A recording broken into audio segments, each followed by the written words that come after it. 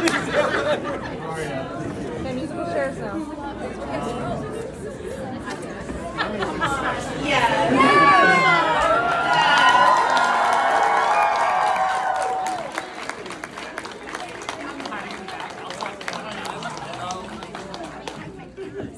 Where's the table? Where's the table? What peasant took the table away?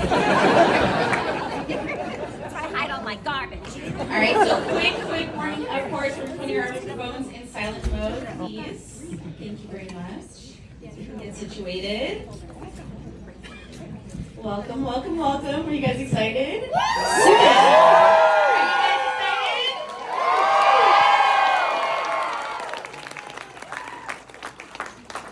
I like the little cosplay details. And I love that. Full cosplay detail. Yes. I'm the superior bender and cosplayer. Alright, let's start with an introduction, and we can start with Dante. Whatever. Hello, Zuko here. So, I'm Dante Basco. I'm the misunderstood prince of the Fire Nation. How am I supposed to follow that? Well, I'm the sensible one. Okay, I'm Katara. My name is Mae. I play Katara, and I'm emotionally poor.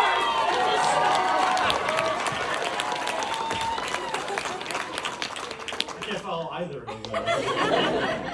Hi guys, I'm Tyler Eisen. I played Aang. Avatar Aang. Thank you. I'm here. You got me. I'll follow all of you to the ends of the earth until you're gone and a piece of crisp in the air.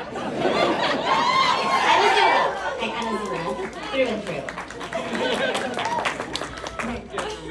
Hi guys, as you watch me finish eating my pizza. My name is Michaela Jill Murphy, aka Jessie Flower. You saw Jessie Flower in the credits, and I play Toph, the greatest earthbender.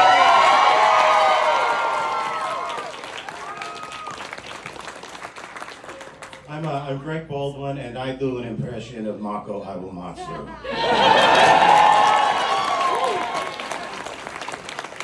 Hey everybody, I'm Cricket Leigh. I play Mae, and I just want to say, Zuko, don't ever break up with me again. Calculated, you should have feared me more. I'm Jennie Kwan, and I play your favorite Kyoshi warrior, Suki.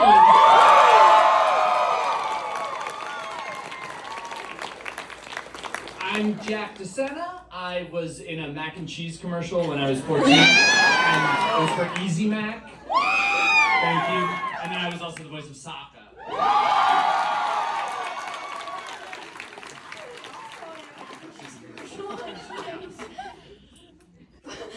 My name's Olivia Hack. I play Tyler Eisen, and your auras are all very pink. I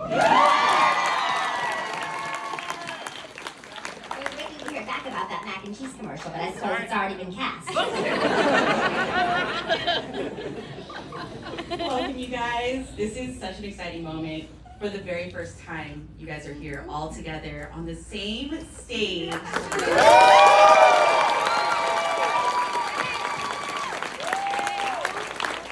does it feel to be reunited at last? Reunited, and it feels So good. It's great. I mean, this is pretty wild. We haven't seen each other like all at the same time in so long. So Someone's ever. Oh, someone's ever? Who's never met each other before? Well, no one's met Zach. He's the Avatar. We can't find that guy. He's from New York. He's from the other side of the country. Yeah, right. Let it go. Yeah, no, I mean we've met virtually. Some of you were talking to me earlier about we saw our Zoom reunions, but being here for the first time together, it's amazing. Yeah. Nice to finally meet you. Last time I saw you, you were the size of my 8-year-old son, I think. I mean, like. I was probably 13, but I was the size of you. Yeah, the first time a lot of us met you for the last episode, technically the last two, they had a screening at Paramount Studios, which was really cool, and so we got to go all watch together, and that was the first time a lot of us met the Avatar, because he flew in, and I was like, oh look, there you are, Twinkle Toes. Yes, finally showed up, yeah. So it's crazy, because I hadn't seen him. I did run into you a little bit in New York. Yeah, that's the first time I ever met him. But Actually, it was not last in this October. capacity. So So it's so cool. Here we are. I know. You guys did it. Figuring out our late 20s. You guys disappointed, I'm sure. Yeah. I'm So- figuring out my early 60s. Process. Avatar has become a universally acclaimed animated series and cultural phenomenon. As we approach the 20th anniversary, What? 20th, let that settle in. Isn't that like 3 years away now? It is. We're approaching. I mean, we're also approaching 50. She's like, you better slow down. Wait. Don't do that to me. I don't like that one bit. But how do you feel about the show now versus when it first aired in 2005? There's a years for you. I mean, it's only got better, right? Like, come on. Like, I think that, like, growing up with the show and just having seen it multiple times now, you learn something new every time you watch it.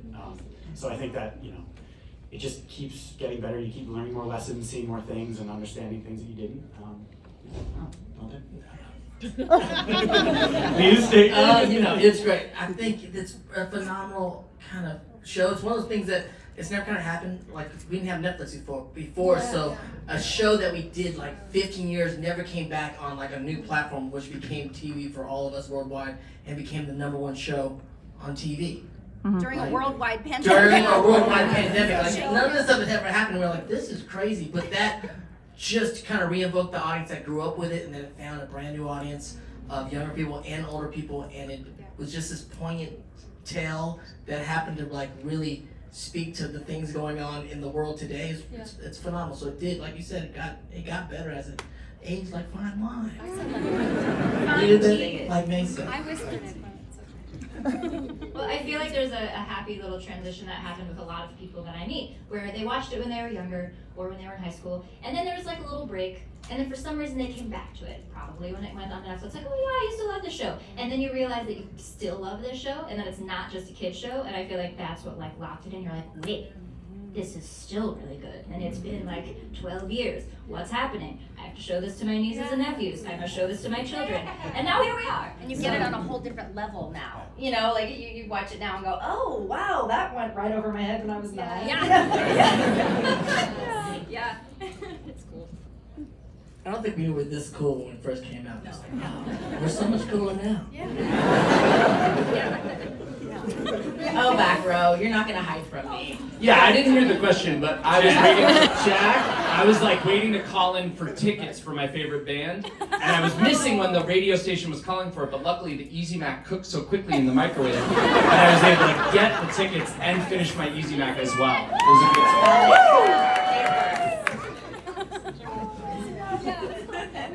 I have to say, we didn't know what a phenomenon it would be. Like, we just had no idea. And honestly, still, other voice actors go, wait, you do these conventions every weekend. I'm like, yeah. I'm like, I want to do those. And I was like, yeah. I was like, it's just that we're on this certain show, and it just has this magic to it. And there's really only 15 of us or whatever that can really do it as much as we can. I mean, I don't know if there's another show that's like had such a big impact. I don't know. It is genuinely incredible to come to these cons and just like talk to people who have been connecting with the show for almost 20 years now, and see generational, like families who somebody introduced somebody else across generations, and it means so much to people, and it means so much to us to have been a part of it, so it's beautiful to get to connect in these places. And is there a mac and cheese con? My rate at those is really high.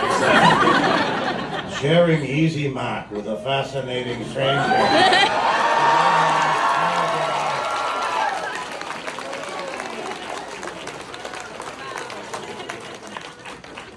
I also love how, since Nickelodeon did a terrible job promoting the show, I mean, everybody's watched it because so many times, like, couples come up and go, I said if we were dating that he had to watch Avatar first, and then I would see, like, how things went. Or families that were like, we hated each other, and then we just started watching this show, and it bonded us so much. You know, it's just all these magical, amazing stories. And it had nothing to do with Nickelodeon promotion. But I don't want to upset Nickelodeon because I love you, Nickelodeon. Thank you so much, Nickelodeon, for my life and my house and my car. So on audience at this time, if you have a question, now would be the time to stand up and move to the wall. Wall. The wall of Law Sensei. I got you.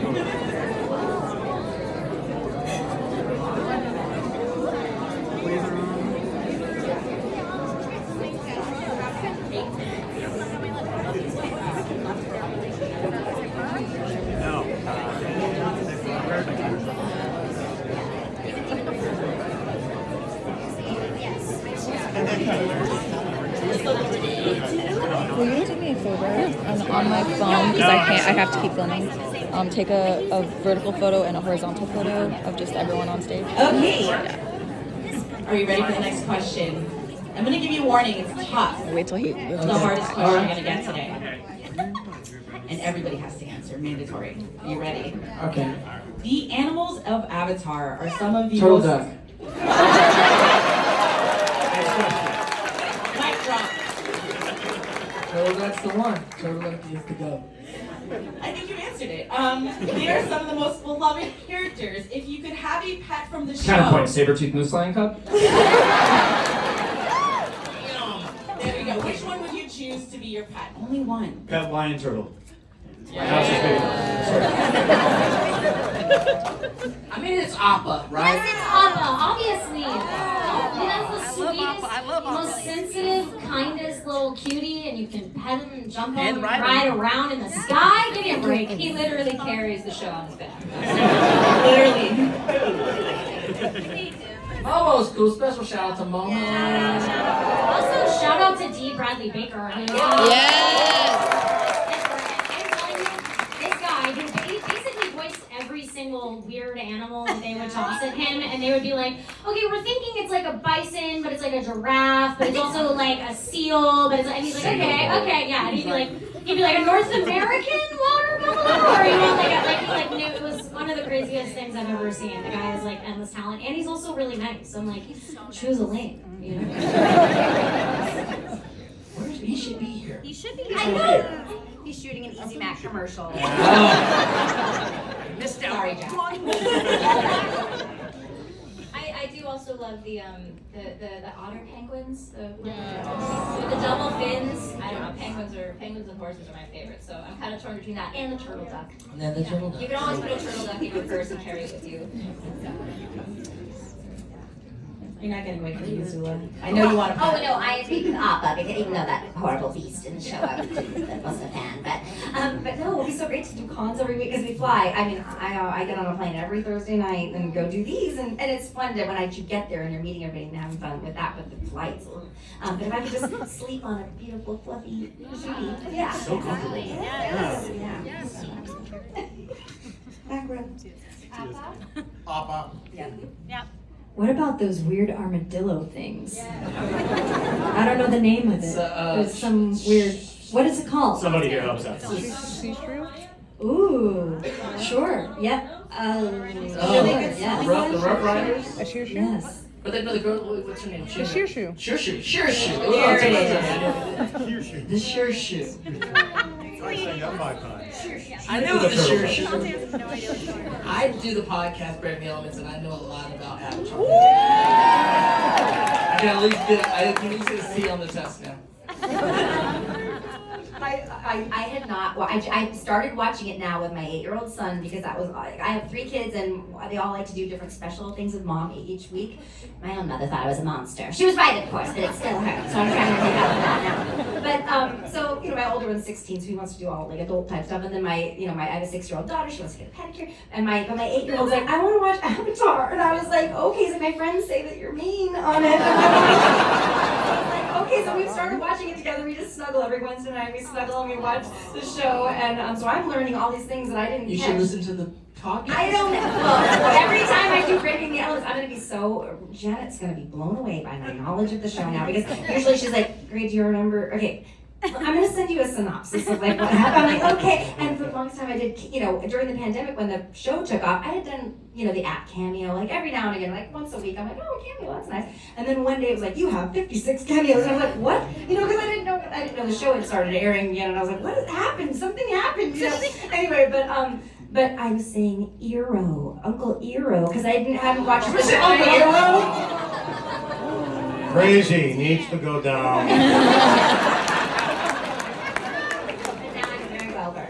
Stupid uncle who's a quitter and a loser. Final question. Favorite voice line? That's a sharp outfit, Shan. Sharp enough to puncture the hull of an Empire-class Fire Nation battleship, leaving thousands to drown at sea because it's so sharp.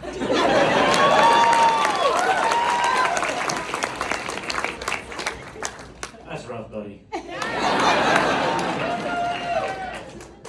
Why am I so bad at being good? God, it's hard to say. I like to do the entire opening monologue. I do like to say, my grandmother used to tell me stories. I like that part. And then I also like, of course, but I believe Aang can save the world.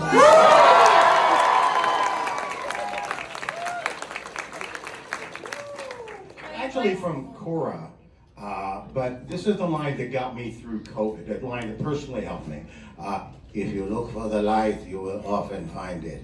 If you look for the dark, that is all you will ever see. Similarly, the line that kind of helped me get through COVID in a similar way is, drink cactus juice. Nothing quenchier. It's the quenchiest. That can be, like, cactus juice can be a comfort in dark times.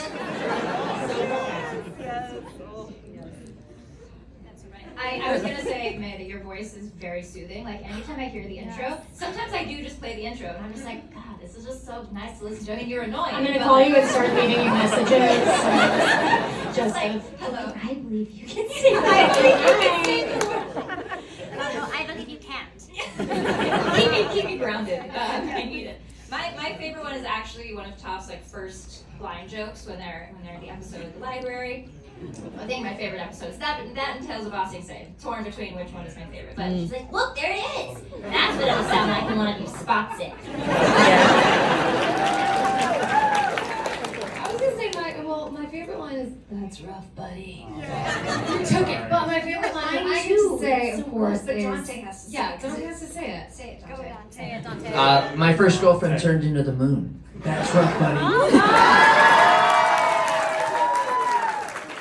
My favorite Leigh line is the "You miscalculated. I love Zuko more than I fear you." I want to use that one day. I don't know how, but I'm gonna use that someday. It's a great breakup line. As long as you love Zuko. That's Leaving right. someone for Zuko. Tyler. I said that's rough, buddy. That's my favorite. That's What about Tyler line? Oh, Tylee, circus freak is a compliment. You can be different. It's okay. Okay, yeah, it's you. You would think it would be the traditional one, but mine is, you never told me you made out with a moon spirit. That is rough, buddy. Sorry. Alright, so now we'll take some audience questions. Hi. Hi. So my name's Randy. I just now got nervous when I was trying a second ago. There are so many amazing episodes from this series, and a few that I will live in my brain forever. The Puppet Master terrified me as a kid. And it was one of those that I would watch up until the end because the whole bloodletting scene just freaked me out. Are there any episodes throughout the series that have resonated with you in a positive or just like an emotional way? I have to say that one also really freaked me out. I think it was just so dark, and I think it was dark in a way that was really interesting because the idea of having the power of manipulation and control and forcing someone else to kind of bend to your will in this way. I think like those themes are really heavy and intense, and obviously I was just scared because that lady was scary and the whole thing was scary, but I think it was really like, it was a meaningful like lesson even for me at the time of like understanding, you know, the darkness of trying to control other people through manipulation and stuff like that. So I think that one for sure is like my favorite episode. You go. Just go. The storm. Actually, the storm. I love the storm. I was watching the storm again because I love Zuko and how they kind of did Zuko and Aang.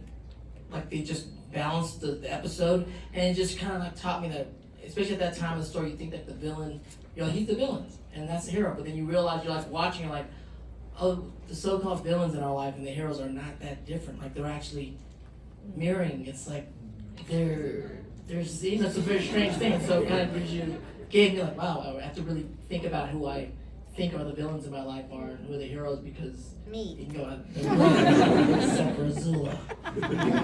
It's very clear. It's very clear. I always liked the Guru episodes and the way the direction the series kind of took there. I think there are a lot of things that the series covers that aren't typically touched upon in what's meant to be a kid's show, but I think just like introducing kids and myself at the time to like the concepts of spirituality and all of those things, that was very cool, and it's something to remember. I just the one about where the hot guys in the trees and then Katara and they flee. I can't remember his name, but Jet. I thought you'd be better next time you're on the podcast. Shannon, I'm gonna blow your mind. The hot guys in the tree. To be fair, we all knew who she was talking about. Jet. You knew. You immediately knew. Everyone felt that little feeling. Anyway,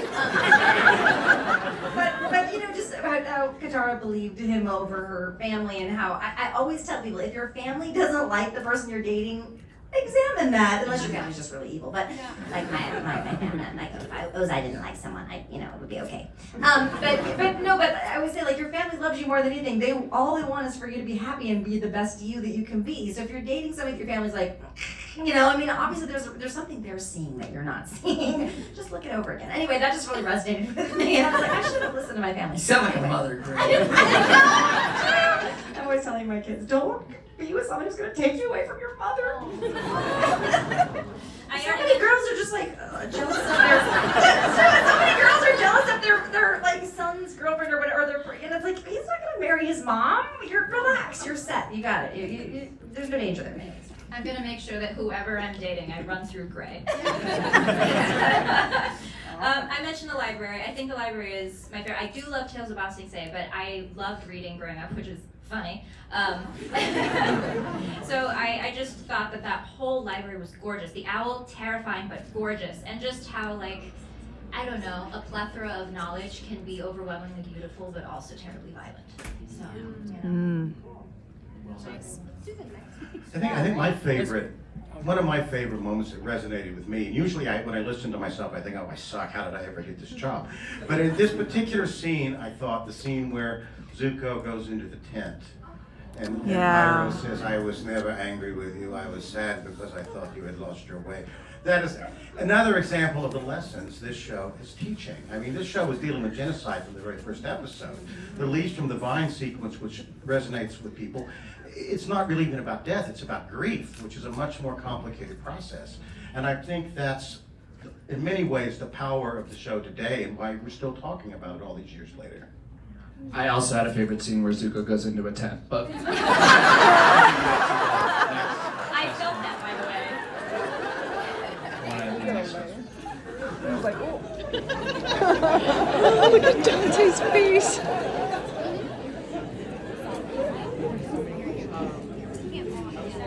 Since the show was recorded during a time when you all still got to be in the room together. Did any of you get a chance to record with Mark Hamill, and what was that like?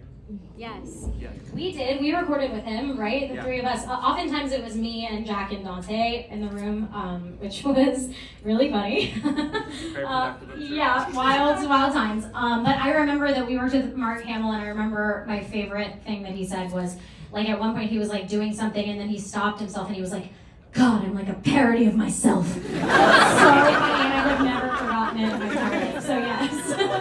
On the days that Mark was there, I mean,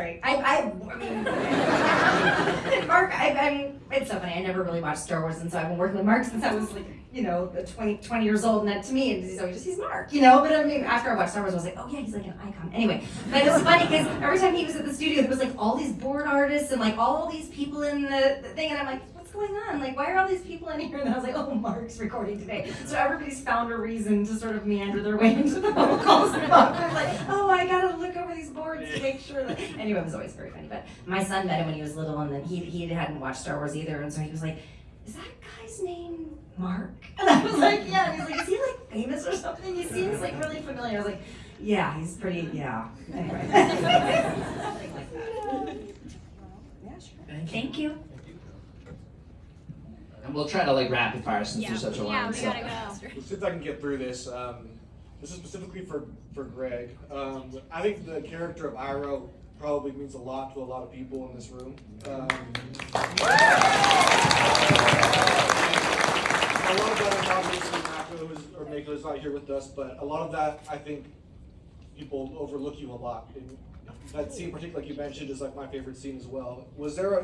Did you have a lot of nervousness taking on that role after what Mako? Did you know how iconic it was? Absolutely. I mean, I discovered, the way I ended up with a gig, and if you've heard the story, you're going to have to hear it again. I'm sorry.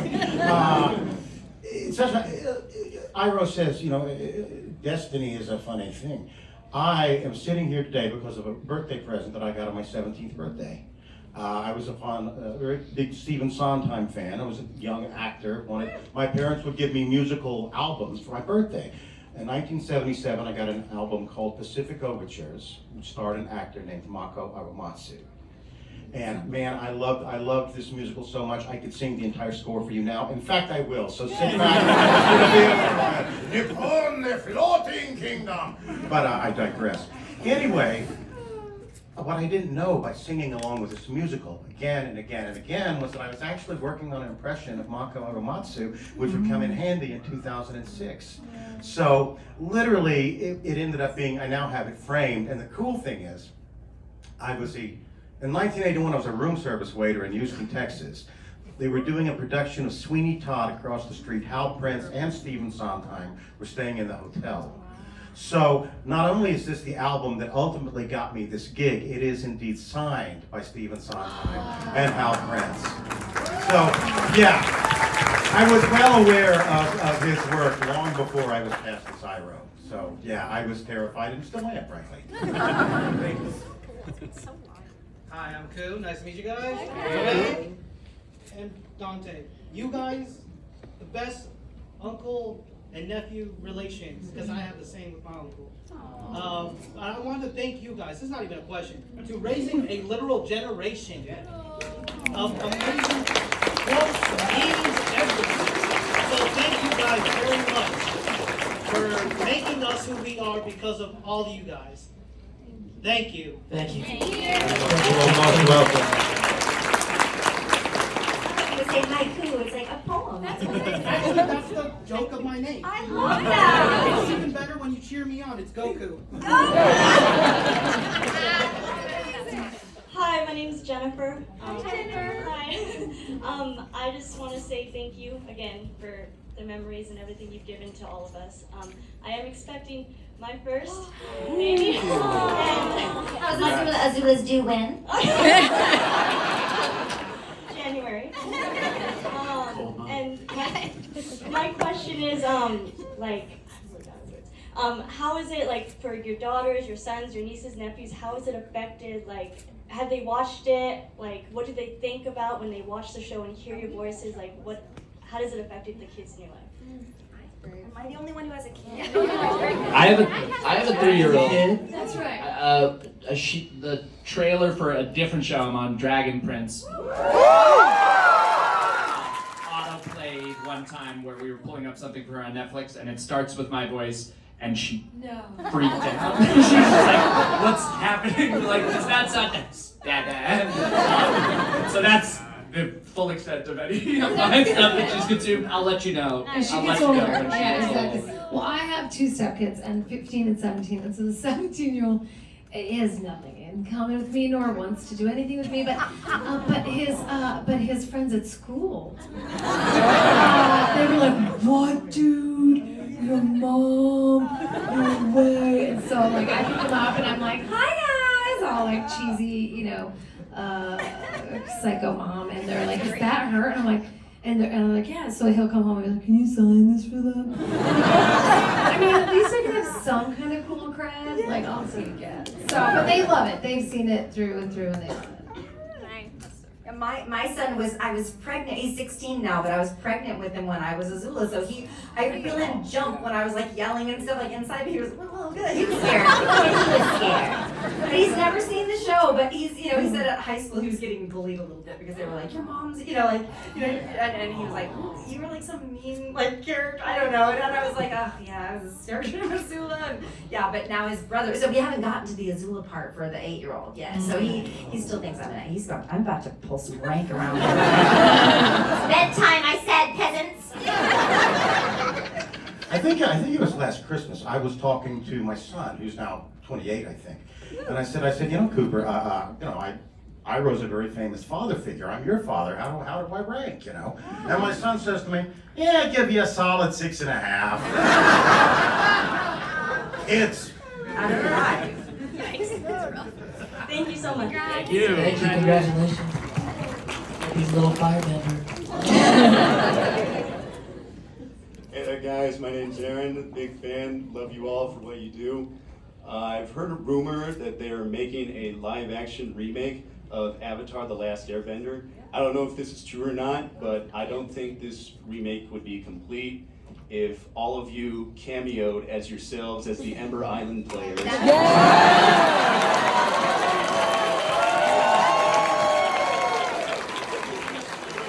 So would you all be down for that? We've tweeted about. I tried to get a hashtag going. Start a petition. Come on. Yeah, absolutely. Getting on that right now. Hello. I don't know how to say your name, but Mae, how do you say your name? Mae. Mae? Okay, so I said it right first time. I was wondering, because you said the opening is your favorite line. I was wondering if you could do the full opening for us. This is the funniest thing of all time when I try to do this, because I always enter into it being like, I know, of course I know this, and then I like pull a Dante, which is like, Dante used to do this thing when we were recording where like he would get so worked up that he would start to like not be able to get anything, like, and I get, because what's going, where am I? I'm like, it's okay, you're here, it's okay. But that's kind of like me, it's like, I'm like, okay, I'm sure somebody else knows how it starts here. It's like, say it with you when you okay, start it. so start. How does it start, guys? Start, yeah, just say the All first. together. Yeah, all together. Let's do it. Ready? 3, 2, 1. That was a test. You guys did not know. Starts Long ago. Oh, yeah, long ago. In a galaxy. No. There are 4 nations that lived in harmony. And everybody was in peace until the ruthless Fire Nation attacked. My grandmother actually also, by the way, used to tell me stories of how they lived in peace. And then it was great until the ruthless Fire Nation attacked.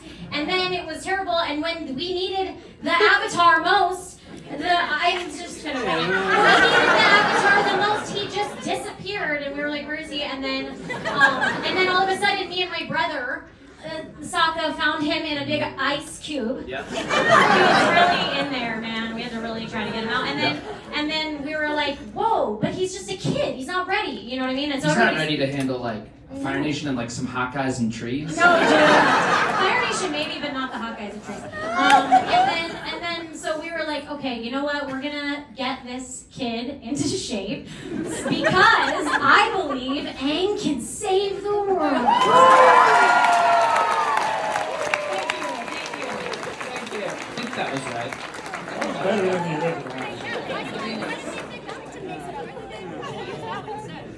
in the nude in the live action. And Brian. Hi. So first off, Dante, I just wanted to say that I actually recently watched the Fantastic Filipino Fabulous Filipino Brothers on Hulu the other day. So congratulations on your directorial debut. Thank you so much. So going back to Avatar, if you guys were to, if by whatever possibility, if you were able to interact with the characters that you guys played, what would you do with them? Gymnastics. I'm gonna go. I would go have tea when I go out. Yeah, that's what I'm gonna go out on a limb here and say have tea. You know? We'd have tea together. We can do that now. Or maybe tequila. You said the characters that we voiced, like if I hung out with Toph, right? Yes. Right. Okay. I feel like we should go to therapy. First, and then you know, maybe try to go make some friends and realize that you do actually need friends. Mark can't do it all alone. I'd go swimming with Katara. I think that'd be so chic. We'd be tossing each other in the waves and stuff. It'd be dope. Water bending around. I would disappear for another 100 years. I mean, Aang could fly. That's pretty awesome. But also penguin sledding. Let's go with that. I play volleyball. The skulls of our enemies. Yeah, if I could hang out with my favorite character I'd ever played, I guess we would have some easy math. I feel like we would do karaoke and sing love songs about May Go Forever. I would ride the Unagi with Suki. Yes. No, but really, we would just lie on the beach and check out boys.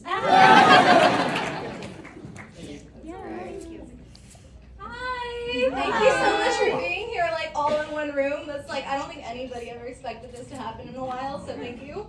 My name's Alina, and I guess my question is like, so it kind of touches up on like the last episode and the first episode of Korra, right? Like, what happened to Zuko's mom?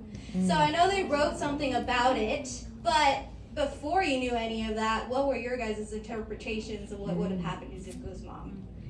I had no idea. I really wanted to know also. I liked what they wrote in the search. Very cool. But yeah, it's something I always thought like, you know, it's like along these other really adult themes that they do in the show, one of the themes is abuse, parental abuse, neglect. And you're like, this is really intense. And you get to see not just with Zuko, but with Azula, two things that can happen with parental abuse. Like there's the kids go in different directions. And so I did not know where the mother was. And when I read it in the comics, it was, I really did love it, and she got to tell her story of what happened, which is still kind of messed up. Yeah. Still kind of like, I'm like, that's still messed up. You still abandoned your children. But I get that you have to grab the life. But still, one of your daughters is in trouble. Not pregnant, but you know. Not pregnant, different kind of trouble. So I didn't really know. This is the kind of story that I try not to second guess what they're gonna do. I kind of like wait to see where their minds take it.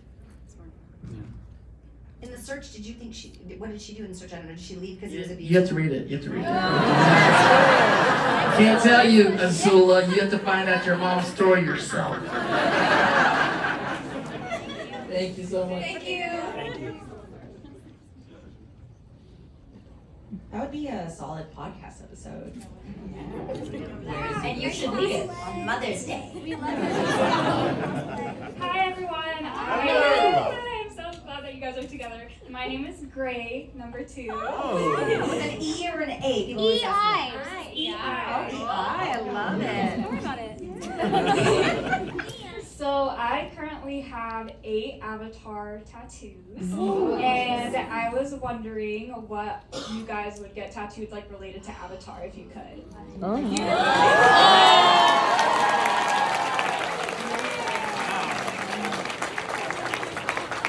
Actually, go ahead. I get the blue spirit mask. Where? Right on your The face? scar right on my face. I do like the blue spirit mask.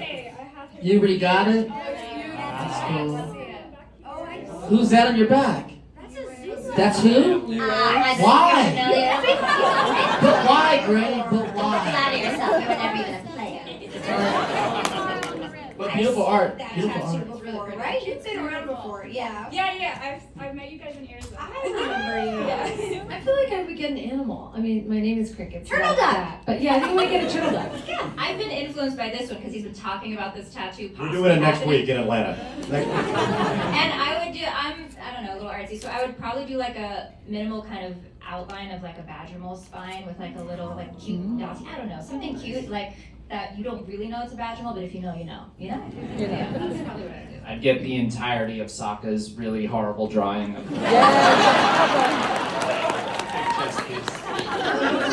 I've seen those yin yang fish. I don't know what they're called. I also have it. Yeah, they're nice because it doesn't scream Avatar. You know, subtle. Too sad for me, couldn't do it. I'm getting the full neck tat of Katara. Maybe like Tupac somewhere. That's just me though. Yeah, that's the cop-out answer. Is the arrows. Thank you. Thank you. Azula's gonna get the teardrop. You know? Hi, my name is Oscar. I have a question. If you could cast someone in your role, who would you cast to play, regardless of gender? Live action That's or a great voice? question. Voice. Okay. Voice. I cast Dante. I'm grabbing him before Sorry, we make the highest offer. Yeah, I don't know. That's a good question. Who would catch you? I don't know. Who sounds cool? You sound cool. Oh, thank you. Nick Cage. Nick Cage and Zuko would be. That'd be good. I love that. Interesting. Christopher Walken I as was Uncle just gonna Iroh. say that. Uncle Iroh, Christopher Walken. What? I don't know. Anyone? Jack? I don't know. You're too smart for us. We're not that smart. I liked having, I don't know, like Katara had such like a clear tone, and I mean, I was 12, so I had kind of a clear tone too, but I feel like it'd be cool to hear Toph with some texture, like 12-year-old texture, so maybe like a, I'm gonna say this, like a Florence Pugh, something that has like a little bit of roughness, so it could be like a dynamic to Katara's kind of Aquafina or something? yeah, there we go. See, this is Now I'm becoming casting director. Now we're in the room. Now you're there. I feel like John Ortega could clearly play May. Yeah. But there's so many other people too. William Shatner. Prince Zuko, it's good to see you. Thank you. Thank you. Thank you. Oh man, it's actually crazy. I can't believe I'm sitting or standing here. That's how nervous I am. Love you guys so much. Anyway, to my question. It was hit like a lot of how there's like a lot of adult themes and a lot of like darker things that are often not in like children's programming. And I was wondering for you guys, especially like when you were like voice acting and like getting into character, when were you like, was there a moment or was there a line where you got so in the headspace of your character where you're just like, whoa, I need a second? Well, clearly Dante, apparently. Yeah. Yeah, I mean, what? It's true. No, I got into it for sure. No, I don't know. I think we just, when you're acting, you're just kind of in it, and I don't really think beyond it, but we're just kind of, yeah, I think every day. Maybe I'm confused. Yeah. No, I think you mean like where you personally were like, whoa. Yeah. No, there was. I do remember specifically when we read the scripts. There, after it started getting to like book 2, we'd come in like me, Jack, and we're like, "Did you read the script this week? Like, what's going on? This is crazy. Is this what's actually happening?" We were starting to. That was supposed to like. That started like happening around book 2.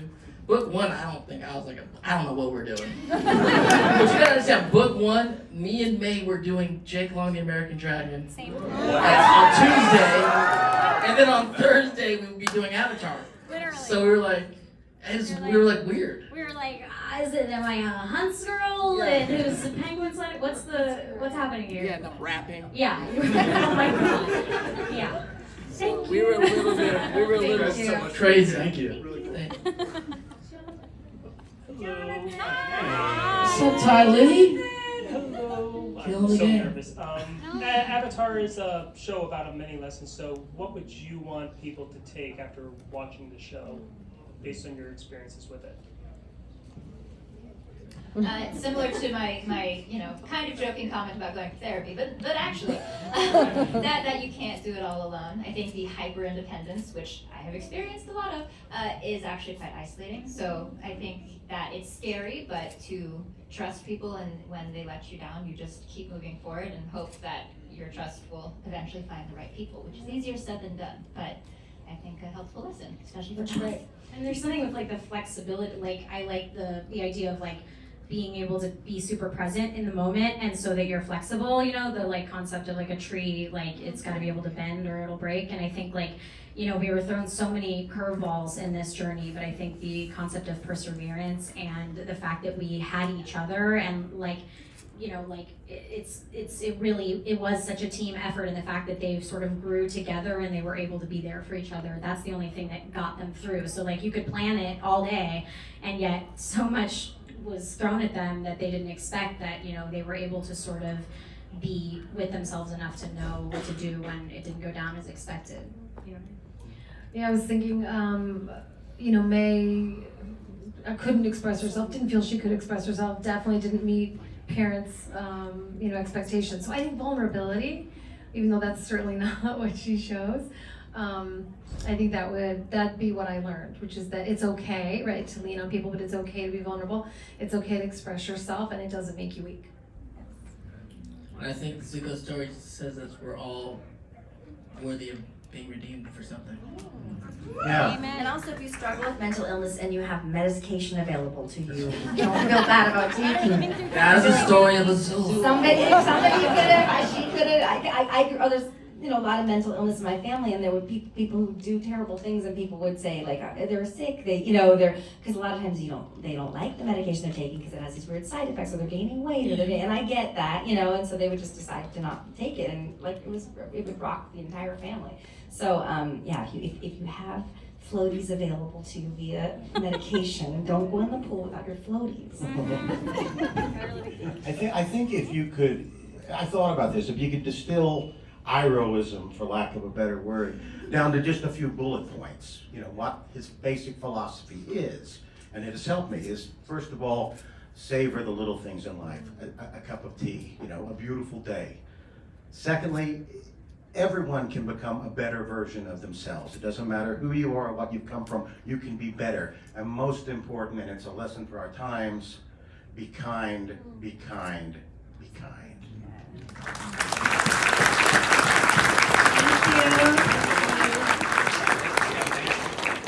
That is it for our time. I'm so sorry, but you guys can catch the entire cast downstairs.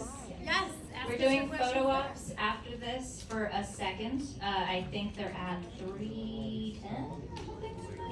Yes. Sure. But we probably have a decent amount. I'm assuming we'll be back at our table around 4-ish. See you there. I'm guesstimating, just as a heads up for timing-wise. But before people go, can we all take a picture with them in the background? Sure. Thank you guys so much. Thank you guys.